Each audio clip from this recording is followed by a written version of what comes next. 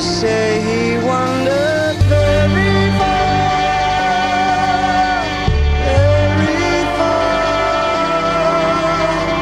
over land and sea.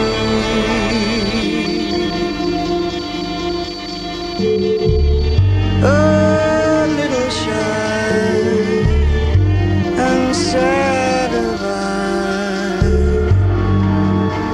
but very wise was he.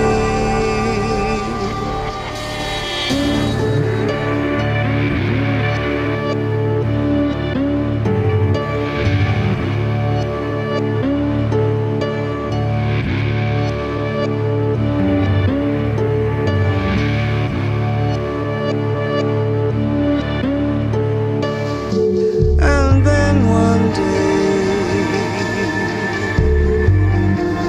one magic day, he passed my way. And while we spoke of many things, fools and kings, this he said to me: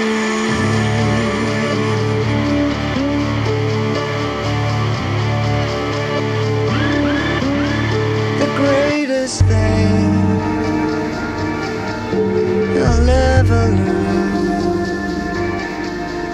is just to love.